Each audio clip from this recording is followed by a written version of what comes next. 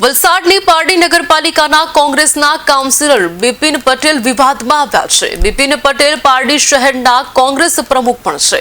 આ મહાનુભાવ કાઉન્સિલર છે, શહેર કોંગ્રેસના પ્રમુખ છે, તેમ છતાં તેમને રાષ્ટ્રગીત ચાલતું હોય ત્યારે તેનું સન્માન કેવી રીતે કરવું જોઈએ તે ખબર નથી।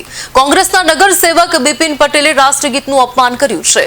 પારડી નગરપાલિકાની સામાન્ય સભામાં સભા શરૂ થાય તે પહેલા રાષ્ટ્રગીત વગાડવામાં આવ્યું હતું।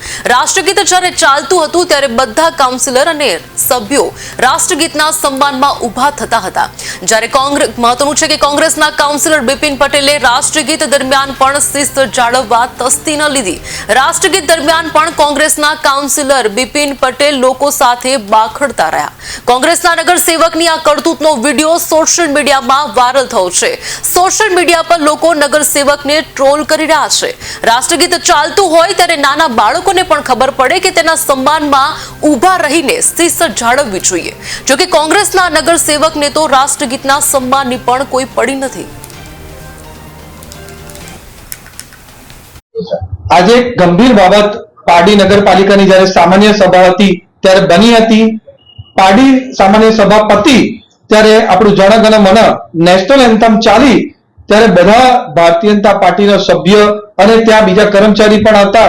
એ જન ગણ મન ચાલ્યું ત્યારે એ ઉભા રહી ગયા હતા, પણ કોંગ્રેસના પારડી શહેરના પ્રમુખ એવા બિપિનભાઈ પટેલ અને એની સાથે એક કાઉન્સિલર પણ છે, ત્યારે એમણે ધમાલ મચાવી, ટેબલ પર ચડી ગયા અને જ્યારે જનગણ મનને રોકવાનો પણ એમને પૂરો પ્રયાસ કર્યો। એ બતાવે છે કે કોંગ્રેસને ભારત વિરુદ્ધ એમના મનમાં અને એમના દિલમાં કેટલી ઝેર ભરેલું છે, કેટલી ખરાબ માનસિકતા આપણા ભારત દેશ માટે છે, ભારતની નેશનલ એન્થમ માટે છે, કે જે ભારતની નેશનલ એન્થમને પણ અગર રિસ્પેક્ટ નહીં આપી શકતા હોય તો ભારતને શું રિસ્પેક્ટ આવશે। પણ આ કારણ મુખ્ય એ છે કે જ્યારથી રાહુલ ગાંધી અને સોનિયા ગાંધીએ કોંગ્રેસ સંભાળી છે ત્યારથી જે ભારતના વિરુદ્ધ એ સૂત્રોચ્ચાર કરે છે, ભારતના વિરુદ્ધ જે ગતિવિધિ કરે છે અને ભારત દેશ બહાર જાય છે ત્યારે પણ ભારતના દેશના વિરુદ્ધ જે બોલે છે એનાથી માનસિકતા નીચે થતી આવીને આ પાર્ટીમાં આવીને